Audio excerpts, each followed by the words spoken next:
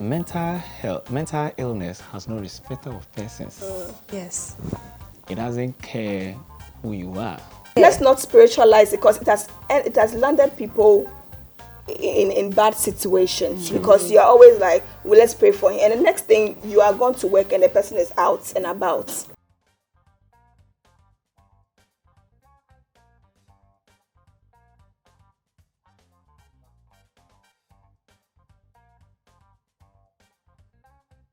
Hello and welcome to another episode of Backstage, a Dominion TV YouTube production where we talk about pertinent issues that affect the Christian youth in the 21st century. And the best part is that you get to share your views on some of these issues and sometimes even be part of the program. Okay, so today we talk about mental health.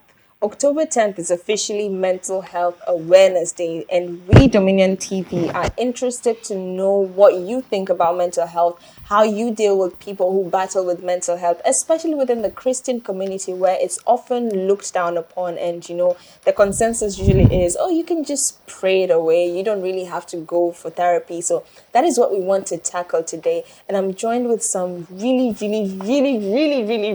cool young people. And I'll start from my left. I have Francis Yeboah. Francis Yeboah is a community mental health practitioner at Kolebu Teaching Hospital and in the Department of Psychiatry. And he'll be giving us all the professional gist and defining really difficult terms that some of us cannot pronounce. So welcome, Francis, to Backstage. Thank you. And then on my right, I have Maya Inspires, who is going to really inspire all of us with her wisdom nuggets. Maya is a media personality who is into the arts, and she's also very passionate about mental health. And then, of course, I have Eunice, who is an actress and a model, and she'll be sharing some great insights on mental health, especially given that she's casted in a series before where she was a mental health victim, and she will tell us a little bit more about that. So that is what we want to discuss on today's episode of Backstage. So now to my guests, welcome to the show again. So Thank you. You're welcome again. So when I talk about mental health, what comes to your mind? Let's hear from Francis. Yes, so when we talk of mental health, that is when we are talking about when an individual has an absolutely control of his or her emotions, psychological way, and social being. The ability for an individual to cope with the normal stresses of life. Right. In the journey of life, we have series of things that happens to us, especially when you're having marital issues, when you are dropped out from school, when you are battling with addiction. Are you able to cope with the stresses of life? When you're able to do that, we term it as someone who have mental or is mentally healthy. And also the ability to make informed choices. You know, we have people that are not able to make decisions. Today he wants to do this, tomorrow different thing comes, the next day different thing comes. He's not able to make certain. We have people that's especially young women that want to settle down and they don't know whether to go for A, whether to go for B. Right. We have a lot of young guys around that they are confused, they don't really know what to do with their life. When it happens this way, and we say that you are not mentally healthy, but if we're able to overcome such, then we term as someone who actually is mentally healthy.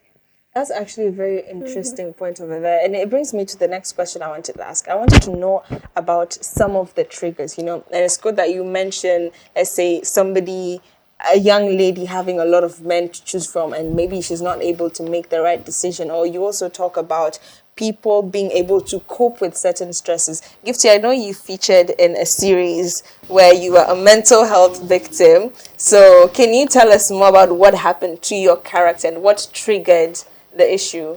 Okay, so see, when you are in love and like the person is no more with you again, age, It's like you know that feeling, yes. Maya wants to laugh. I feel like she knows. So yeah, this boy said it's over. He left me. Then I started behaving abnormally, like I was okay, but the next minute I'm doing something else. The next minute and went overboard. Right. So, yeah, sometimes heartbreaks too can cause that. Right. And then so what happened like after that? Like what were some of the behaviors that the character was showing? Yeah, I was just talking to people anyhow. I started removing my slippers. I started Like walking laughing. bare feet. Yes, I started laughing. I was just laughing. It's not funny, but I'll laugh. Like I'll see you and then I want to like do something to you. Yeah. And then I was just off. I was gone. Right. So since you're the professional, like what would we categorize that under? Because like she's taking off her slippers. Does somebody always have to act like that for us to know that she or he has like a mental issue? Because what she's describing is someone who is broken-hearted. So do broken hearts also cause mental health issues? Well, I featured in one TV program, and I talk about the chemistry of heartbreaking. Okay. And what Eunice is saying is not far from that. Sometimes I tell people that the heart doesn't have bones, no anatomical structure that has to do with skeletal things in the heart. But always we say broken heart, broken heart. Yeah. I don't know which is broken in the heart. But that is a term that normally gives out. So there is a physiology behind heartbreaks. And in the brain we have chemicals. So we call it neurotransmitters. Okay. When you fall in love, it's a beautiful thing. Yeah. Love is a beautiful thing, isn't it? Yes. Yes. But the issue is that when you have crisis in your relationship, the transmitters that God in his own wisdom has given us becomes imbalanced. Okay. So we have a transmitter called dopamine or oxytocin. The dopamine and oxytocin comes into play when you are in love. You see, when you fall in love, you are married, Mara, right? Yes. So, So she was saved from the drama. so when you fall in love, you see the transmitter it becomes start increasing. So we call it proliferation. So when it starts like that, your love for the person day in day out start growing. And that is when it comes a time that sometimes when the guy is not calling, you feel like something is lost in you. You feel like your whole world. It hit you, deep down. It hit you. I'm giving revelations, right? You feel like there is something. You are searching for something. You can't really lay your hand on the thing, but something in you is missing. At that time, your oxytocin and dopamine, we call it love hormone, is in place. Now, when the crisis comes, and there is confusion in these transmitters, what happens is that it puts you off. The audience, I hope the broken heart people are really listening and taking this in. This is your science for your condition. Keep talking. I'm learning a lot.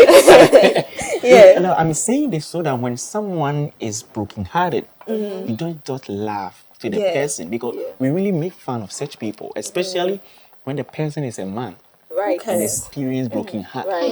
You see how the people tag you to be like a man. You are like stony. You are like, you don't need to even cry. Yeah. You see, and we want to erase that kind of ideology. It's not really helping people. That thing has really built a lot of tension in some men that they are not able to express.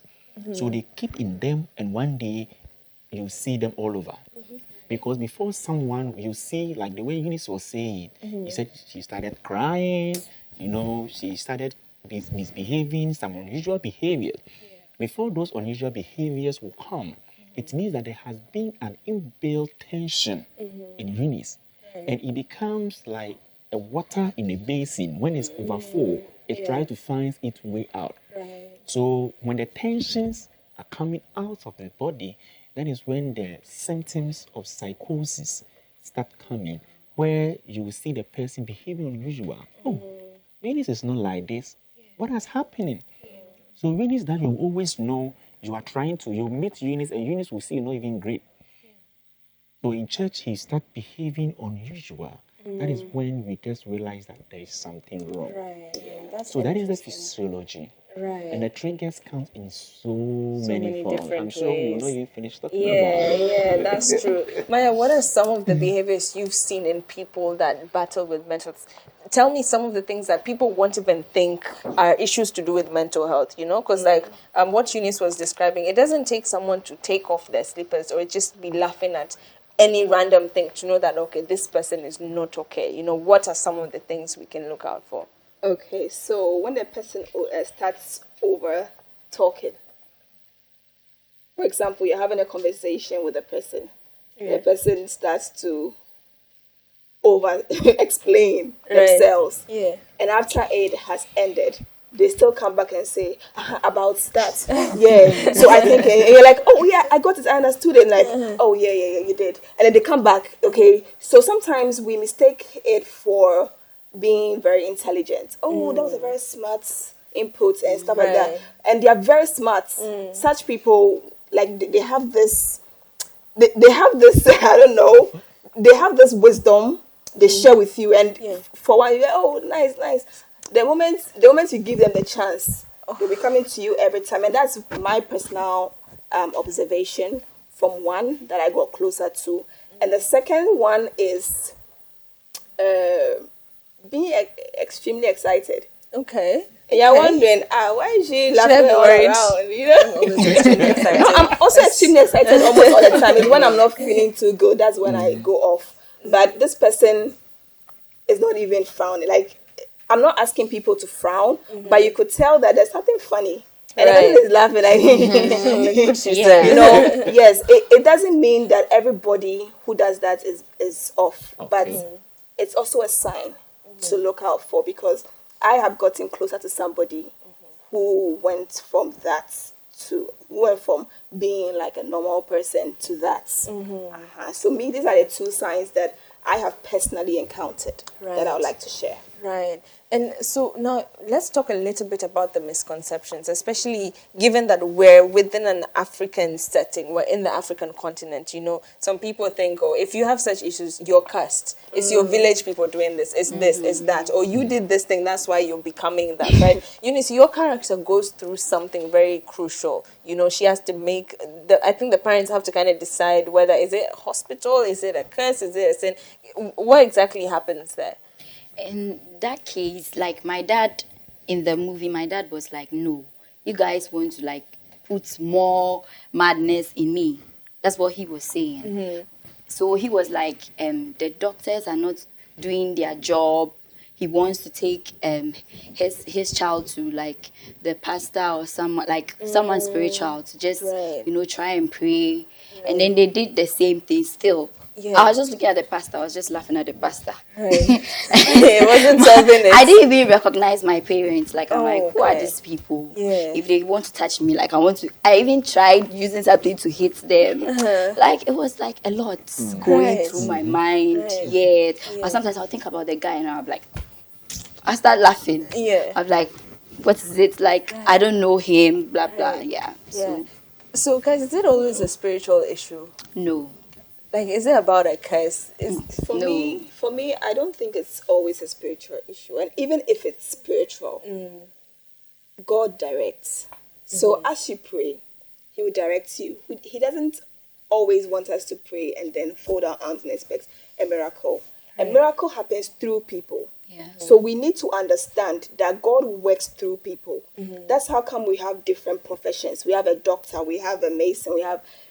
The idea you have about your house, when you explain it to an architect, he's able to bring it into life, right? Bring it to life. Why can't you pray to God and then ask him to give you the spirit of discernment, to discern what's actually happening to your world or your relative or your friend, and then allow him.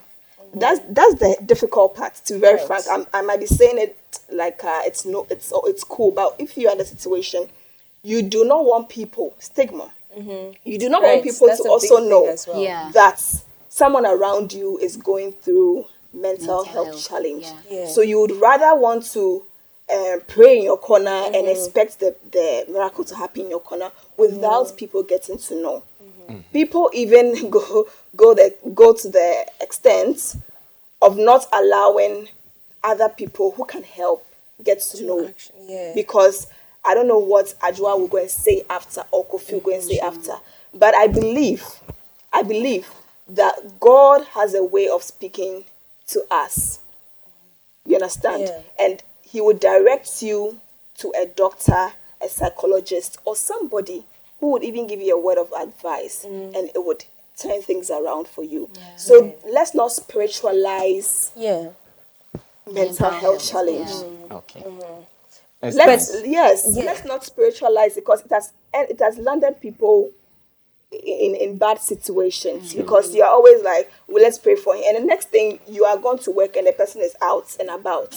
Right. What if you don't find him or her again? Right. But So then, but I have a question on that. Is there a way we can usually tell whether like it's a spiritual or it's like a real, health emergency kind of All right. thing? So thank you.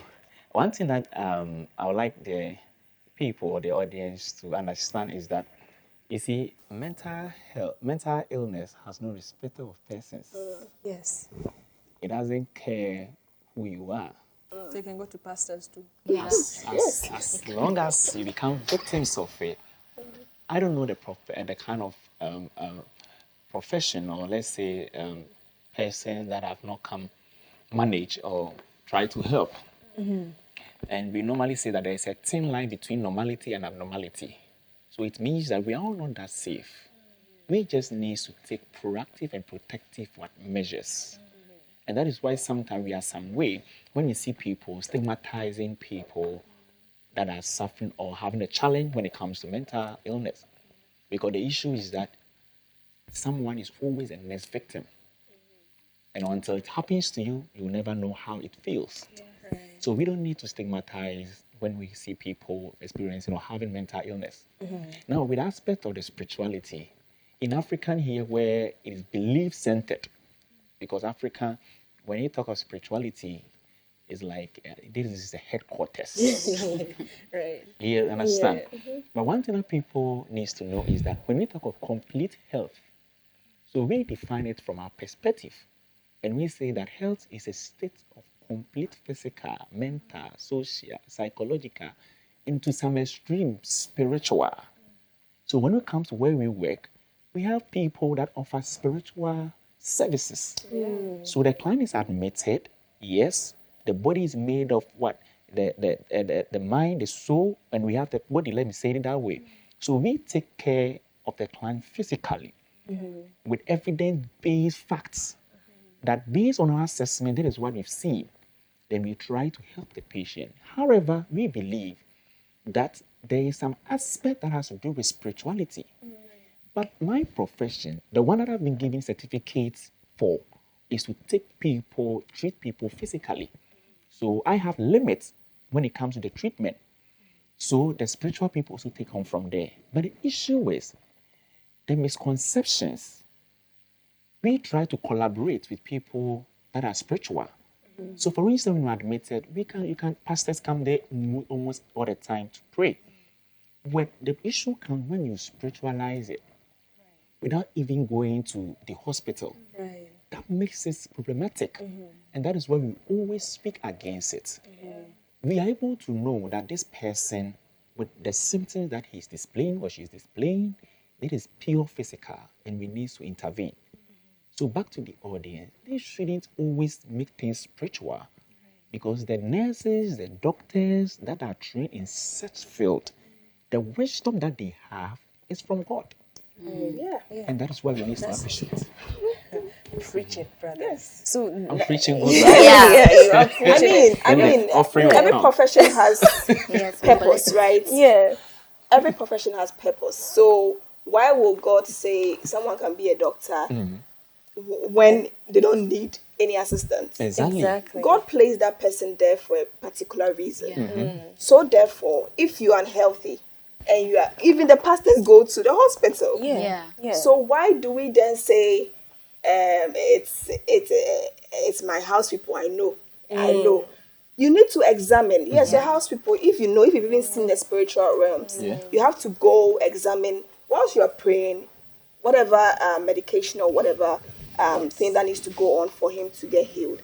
I believe that God works through these things. Exactly. So allow the two things to go on. It doesn't mean you don't believe in God. Sure, man. Let's not even hold on to that, because it's hurting a lot of people. Exactly. But it's like when I take it to the hospital, it means I don't believe in God.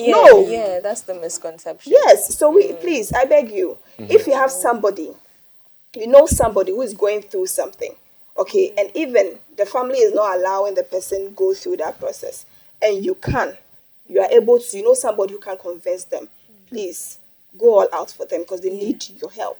Exactly. Thank you. Yeah, I personally think, see, having mental health issues and then deciding that I'm not going to see a doctor or a practitioner about it, it's like saying, oh, I'm very sick, I have malaria, but I'm not going to take drugs. You know, the drugs are supposed to help manage your symptoms as well and cure you, right? Sure, That's true, that's yeah. it. And it's boiling down to what Maya is saying. Just because you're choosing to take the drug doesn't mean that you don't believe in the power of God to save you. It's like, let's take Noah's Ark as an example, right?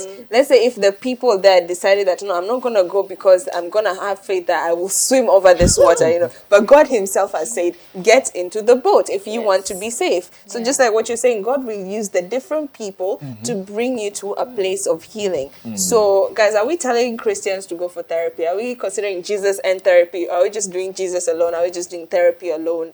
What are we doing? I do will both. endorse Jesus Jesus and and therapy. therapy Yeah. Right. 100 times. Yeah.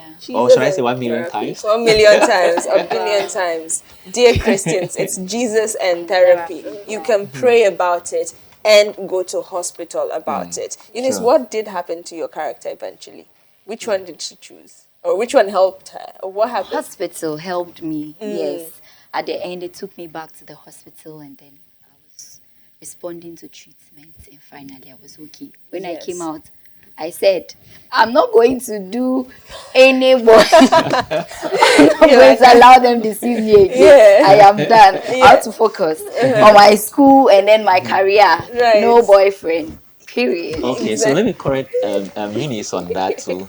Most of the time we have issues, so we need from the treatment needs to learn then go to the next stage, which we call it the coping strategies. Okay. So that when boy comes into your life, because see how beautiful that Eunice is, cannot just live like that without dating again. But when you have to be taught on how to cope, giving you the coping mechanisms, so that next time you know how to play your cards. Right. So you'll be taught how to be grounded in love, but not to be falling in love. Hear that? Grounded in love, not falling in love. And by the way, in case you really missed it, Eunice was talking about a movie, a series that she's casting, and she's okay. She's fine. perfectly fine. Yes, and she's endorsing Jesus and therapy, and we're all saying Jesus and therapy. So, last words from our guests to you. Okay, so I would like to say that let us show more love to the people around us, even to strangers. Okay, so for example, I sat in an Uber with with a stranger. Of course, it will be a stranger, and I noticed he was displaying some form of behavior. Sometimes we are quick to conclude or judge someone's personality based on how we feel. I looked at him. The normal me would have gone like, okay, I'm going to also mind my business.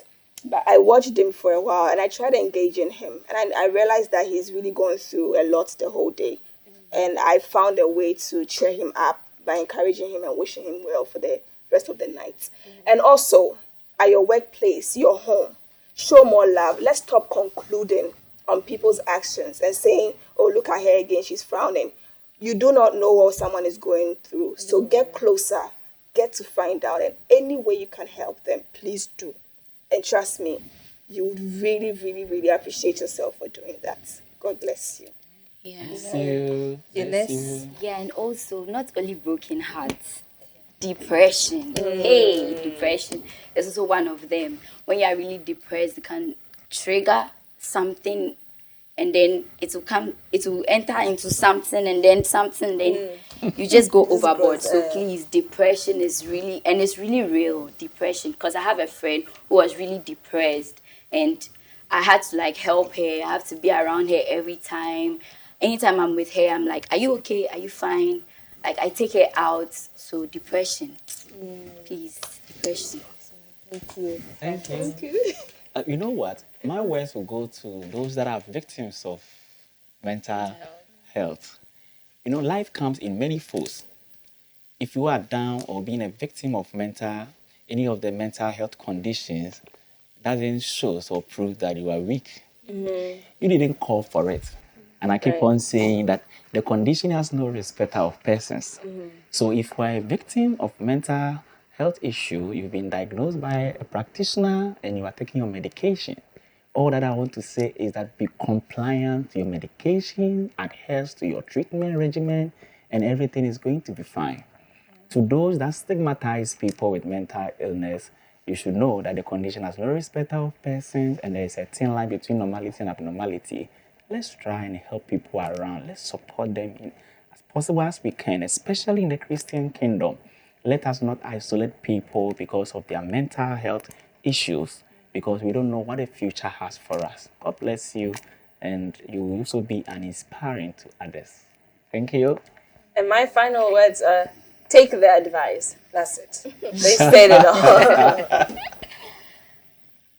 and my final words would be take the advice because they've said it all. Do exactly what they said. Watch your dosage, take your medication well, be nice to people, love people more, and be keen on depression. Thank you. Thank you. Thank you.